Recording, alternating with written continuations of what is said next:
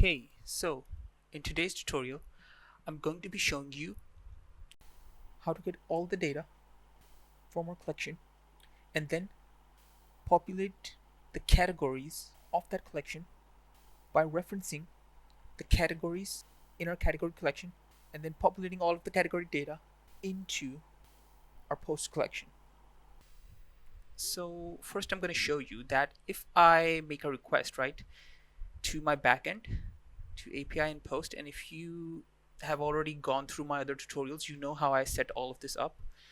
So I'm making a request to this and it's getting this controller, okay, and this controller is in the post controller, okay, this one, and I'm getting the model. I'm using Mongoose, by the way, and here in my schema, if you look at this, okay, in the schema I have a category ID, and in that I'm not adding a string or an array or an object or anything like that. I'm using Mongoose schema types, and I'm saying that this type right here is an object ID.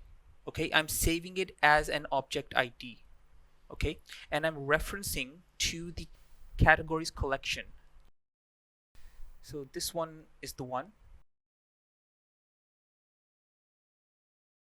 So I have two, that is action and adventure. Okay, and this is linked to these object IDs that I'm saving here, and let me just go back in, and I'm referencing to the categories collection, which is this. I'm referencing to this one. So right now when I make a request, you will see that I'm getting the ID as a string back. Okay, but what I'm gonna do is I'm gonna take this ID, okay, I want to get the name, action, and this ID. Okay, so how can you do that? It's simple. In my post controller, there are two ways of doing this, and it depends on what you need. Okay, I'm gonna go over this one later. First, let's do this one because this is the simplest way of doing it. You just do .populate on the find method. Okay, you just add .populate, and then you say target the path that is the category ID, which in our model is this, and in our request is this. Okay, so I'm targeting the category ID, and this select basically just means that I don't want the ID itself to be in it. Actually, I'm gonna remove this first just to show you. I'm gonna save this, and right now it's gonna give me everything in the category ID that matches this ID and also this ID. These are the two different IDs. Every other is the same. So these two will be different now.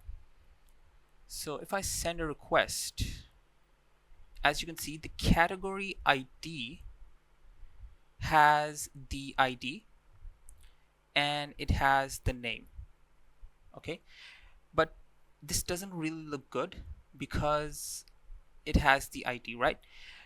So either you just name this as category, okay, like this, and then just save it, and you can just change it here as well. Okay, but actually it's gonna look in the Mongoose post. Let me just check something. Yeah, it's gonna be _ID here, so it's not gonna work, but you get the idea that if you just in your model, if you have the name category and then do this, you can reference to categories and get everything in the category section. But like I said, this doesn't look clean. Okay, so the other way of doing this is using an aggregate. Okay, and you can do a lot of things with aggregate, but specifically we're going to be using this to target the categories collection. Then local field is basically these fields right here, and I'm saying target this one. Okay, so from category IDs in this, target the category ID field, check the underscore ID, which is basically this right here. Check this and match the category ID with this one, and then as the name category, return that to me. Like create another field called category and put all of the category information into that. So that's what's happening with this. I'm gonna save it, and after my server restarts, I'm gonna send this request, and as you can see, I am getting a new field called category. In that I have an array, and that has this, the category ID and the category name, and same applies to every one of these. Okay, also